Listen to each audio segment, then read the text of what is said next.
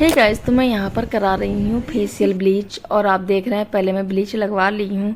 तो मैं यहाँ पर ओलिविया का ब्लीच लगवाई हूँ। और आपको पता है मैं गई थी वाटर पार्क, और वहाँ से आने के बाद फेस तो बहुत ही ज़्यादा मेरे फेस पे खुजली होना स्टार्ट हो गया था और बहुत ही दिक्कत हो रही थी मुझे। और फिर उसके बाद मैं यहाँ पर कराने लगी फेशियल, क्योंकि मुझे लगा उसी से सही हो पाएगा। और फेस बहुत सांवला भी हो गया था। तो वहाँ का पानी जो होता है उसमें कुछ पड़ा रहता है, जिससे हम लोग का जो बॉडी है वो खुजली उजली होने लगती है, सांवला भी पड़ जाता है। तो यहाँ पर देखिए हमारा भी स्किन कुछ ऐसा हो गया है और खुजली बहुत हो रही थी, मैं बहुत परेशान हो गई थी। फिर नेक्स्ट डे ही मैंने इस पे लगाया था आइस लगाने के बाद मैं जब फ्री हुई तो फिर मैं नीचे ही अपने मॉल में आकर, हमारा जो शॉप है वहाँ पर मैं आकर फेशियल कराने लगी। तो मैं पहले यहाँ पर ब्लीच लगाई, तो वो भी ओलिविया का।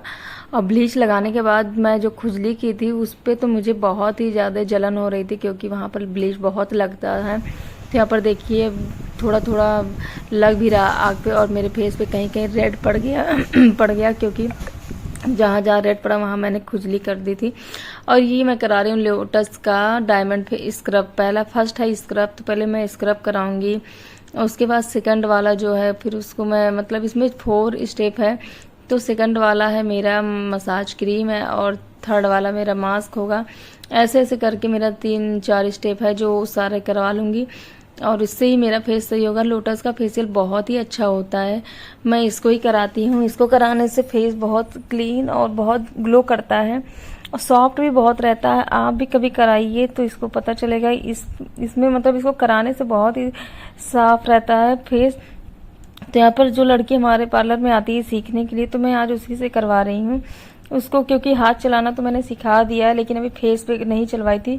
तो आज मैं उससे फेस पे चलवाऊंगी। तो आप देखिए यहाँ पर मेरा 4 स्टेप है। इसको मैं एक बार यूज कर चुकी हूँ, ये सेकंड टाइम है मैं यूज करने जा रही हूँ। यहाँ पर देखिए मेरा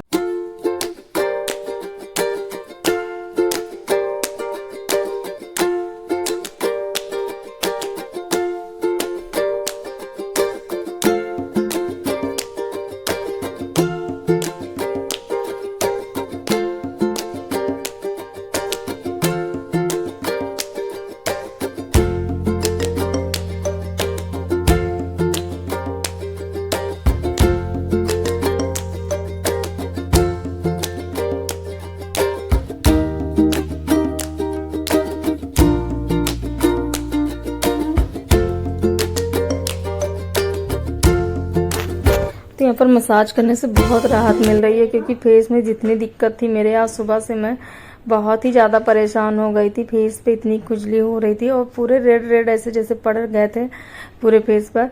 अब लेकिन जब से जब से मैं मसाज करा रही हूँ, थोड़ा मेरा फेस भी हल्का सा लग रहा है।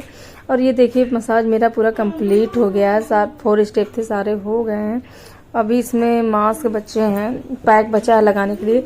तो अभी से ही देखिए कितना बढ़िया लग रहा है। और जो रेड रेड पड़ गया था मेरे फेस पे वो सब हट गया। यहाँ पर मेरे आँख के नीचे ही पड़ गया था पूरा, बहुत ही ज़्यादा खुजली जैसा हो रहा था और पूरा कट गया था फेस। ब्लीच लगाने पे बड़ी दिक्कत हुई थी, लेकिन अब फेशियल कराने पे बहुत ही आराम मिला। और मैं आइस से भी सिकैया करूँगी ताकि और अच्छा लगेगा। और यहाँ पर देखिए आज मेरा फेस बहुत सॉफ्ट लग रहा है और ग्लो भी कर रहा है। लोटस का फेशियल बहुत ही अच्छा होता है। तो यहाँ पर मेरा सब कुछ क्लीन हो गया है। अब मैं लगवा लेती हूँ पैक। तो यहाँ पर देखिए पैक लगवाने के बाद अभी भी आँख में लग रहा है, तो मेरा फेशियल कंप्लीट हो गया।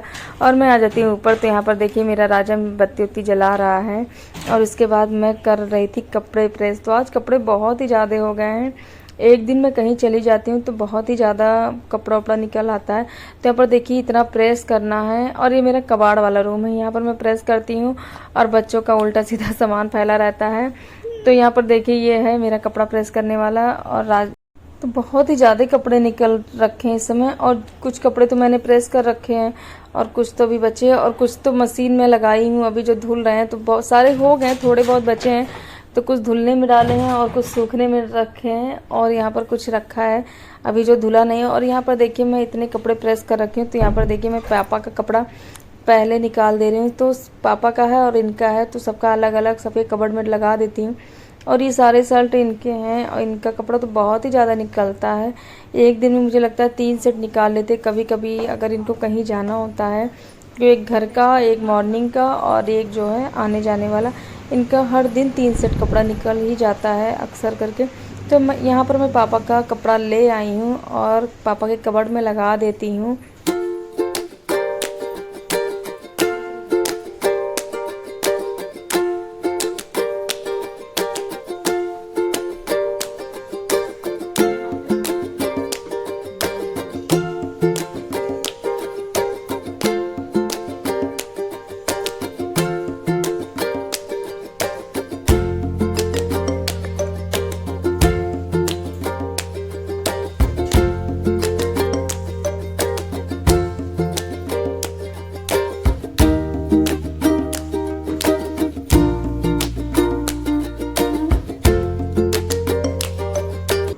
तो यहाँ पर पापा का कपड़ा मैं लगा दी हूँ। अब जा रही हूँ अपने रूम में और अपने हस्बैंड जी का भी कपड़ा लगा देती हूँ।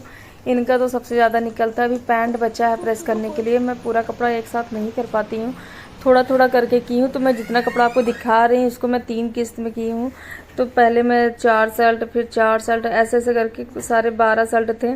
तो मैं ऐसे 4-4 करके सारे शर्ट प्रेस की हूँ। फिर इसके बाद पापा का पैंट प्रेस कर दी और मैं सबके कबर्ड में लगा रखी हूँ। और अब देखिए यहाँ पर मेरा निकला था बहुत ही ज़्यादा मलाई। तो मैं इसको मत दी हूँ, मत कर मैं रख दी हूँ यहाँ पर घी बनने के लिए। तो यहाँ पर देखिए बहुत टाइम लेता है और गर्मी तो बहुत ज़्यादा है। अब मुझे नहाना ही पड़ेगा।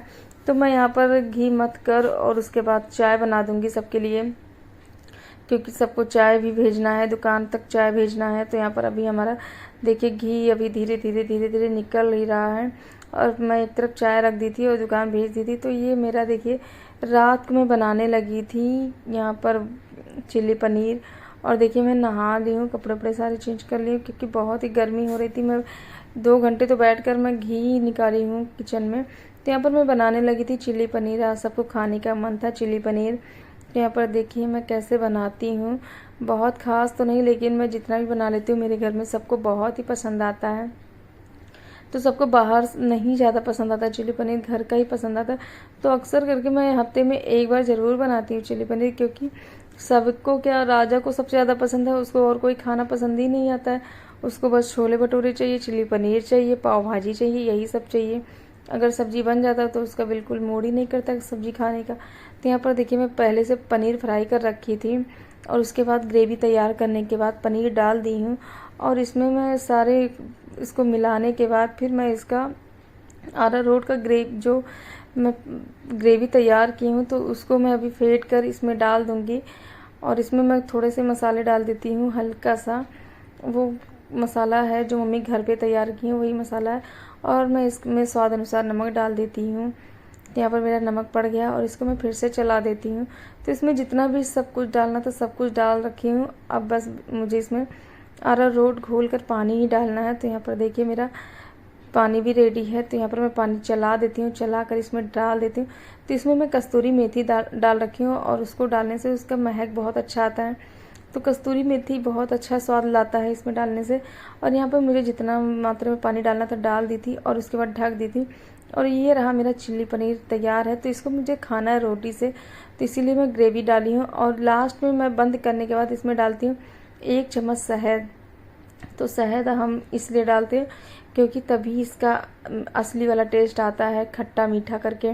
और देखिए यहाँ पर शहद डालने के बाद हल्का हल्का अभी आँच लग ही रहा है, मैंने शहद डाल दिया और मैं बनाने लगी थी रोटी।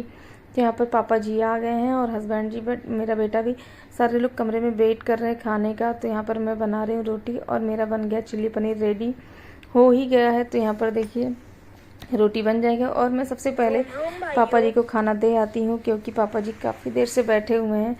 तो मुझे आज था काफ़ी काम पड़ गया था, इसलिए मुझे खाना बनाने में थोड़ी सी लेट हो गई थी।